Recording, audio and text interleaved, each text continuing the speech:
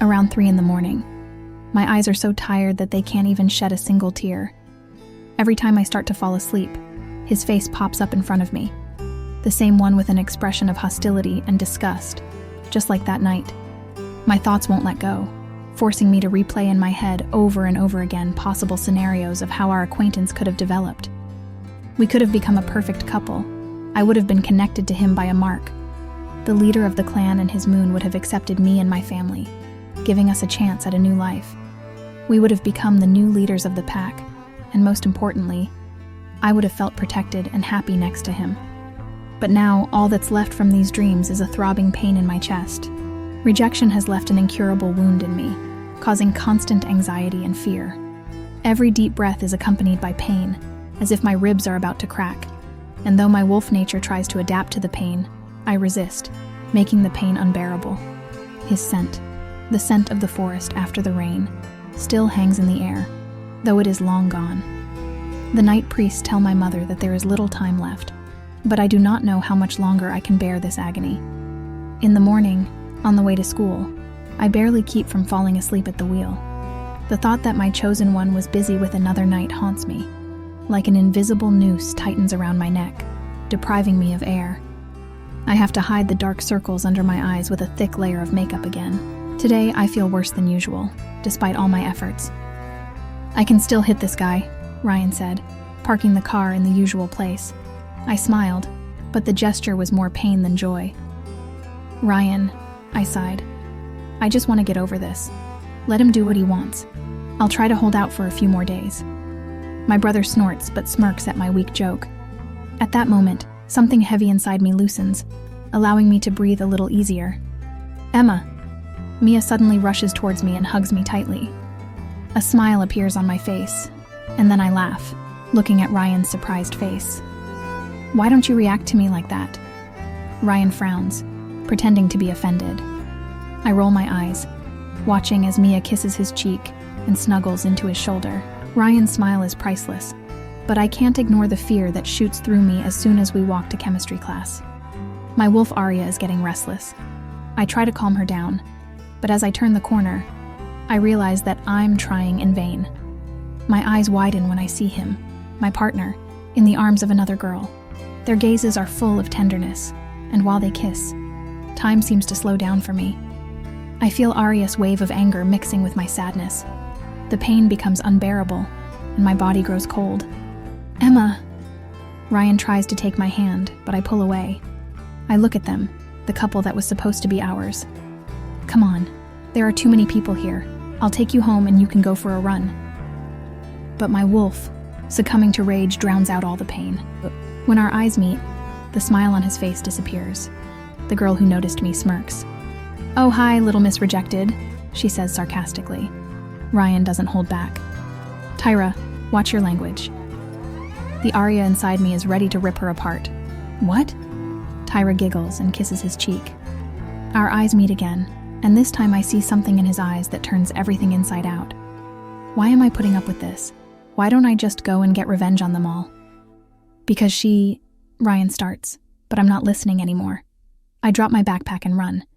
People part for me, and I feel my humanity slip away with every step. I burst through the front door of the school and run toward the woods without looking back. My fangs grow longer, my claws grow, becoming sharp as blades.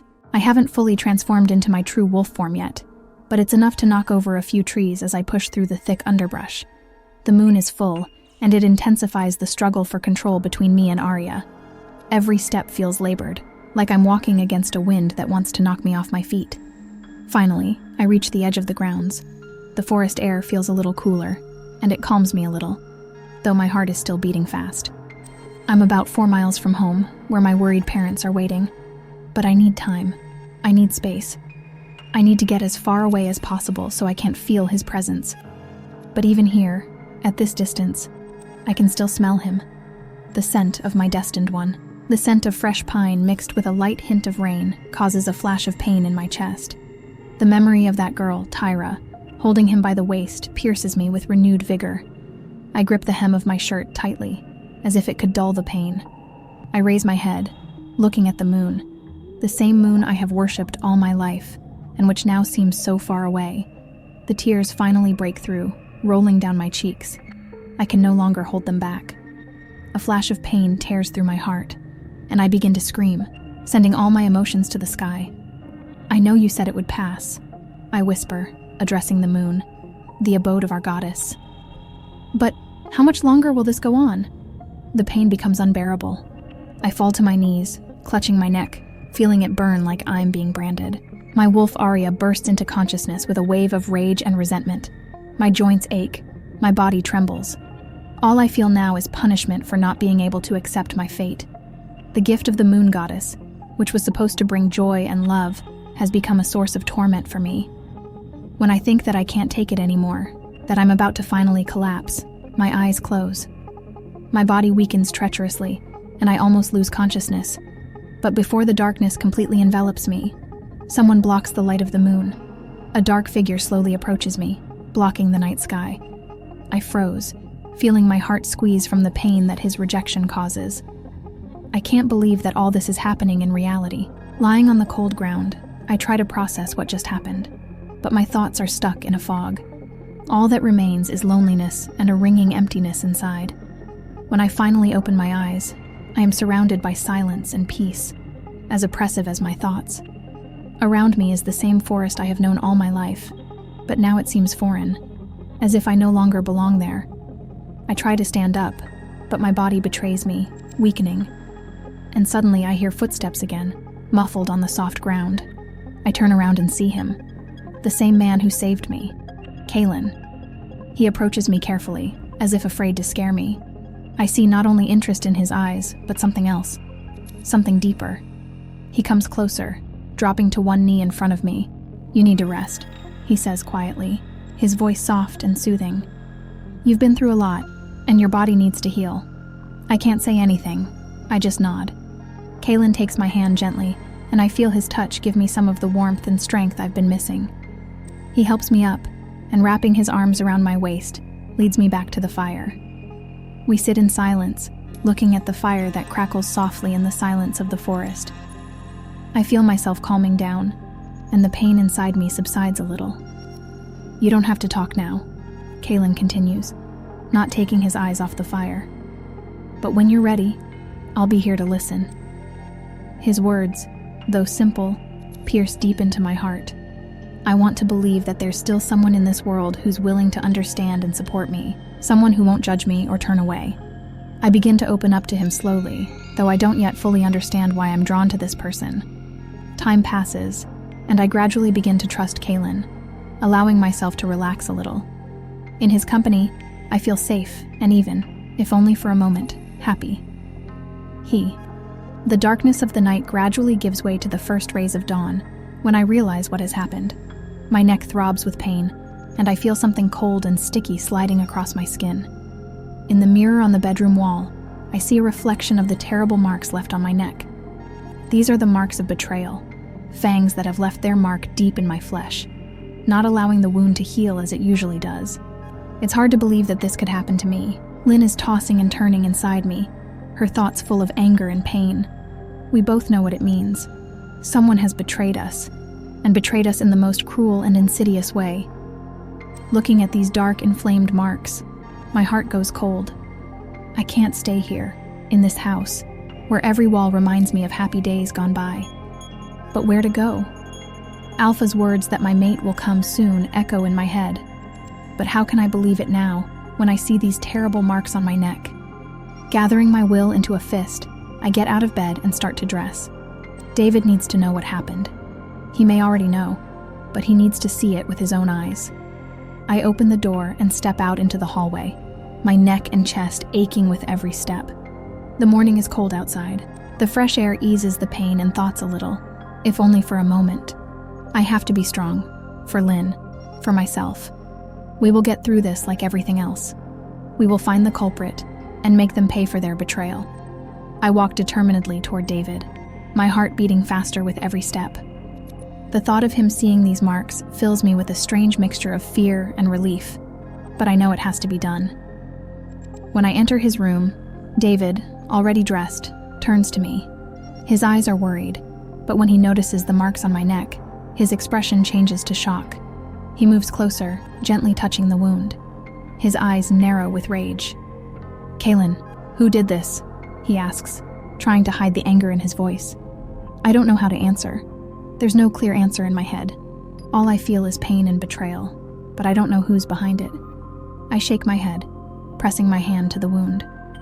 "I don't know," I whisper. All I remember is falling to my knees and passing out. David takes a deep breath, trying to compose himself. He knows the situation is much more serious than it seemed at first glance. "We need to tell Alpha about this," he says, looking away. "Maybe it will help us find some answers. This isn't just betrayal, Kaylin. This is breaking every rule of the pack." I nod, knowing it's true. Alpha needs to know. We need to find out who's behind this and why. "I know," I answer, trying to sound more confident than I feel. "Let's go see him." We walk together to Alpha's house, where he usually spends his mornings. The road seems long and difficult, each step echoing in my soul. Lynn stirs restlessly inside me, her thoughts full of worry and anger. When we arrive at Alpha's house, David knocks on the door. An older warrior opens the door, seeing our serious faces, and lets us in without asking questions. Alpha meets us in his conference room. He is sitting at his desk, looking over some papers, but as soon as he sees our faces, he puts them aside and looks at us carefully. "What happened?" he asks, immediately sensing the tension in the air. David nods silently, letting me know that I should speak. I slowly raise my hand to my neck and push my hair back, showing him the marks. The Alpha looks at them silently, his face slowly darkening with realization. I can see his muscles tense, his eyes beginning to glow with rage. "This is a sign of betrayal," he says quietly. "Someone is trying to break you, Kaylin, and I won't let that happen." I look at the Alpha, feeling his words sink into me, giving me strength. "We will find whoever did this," he continues, his voice a command, "and they will answer for it in front of the entire pack." After speaking with the Alpha, I feel a slow but steady resolve building in my chest.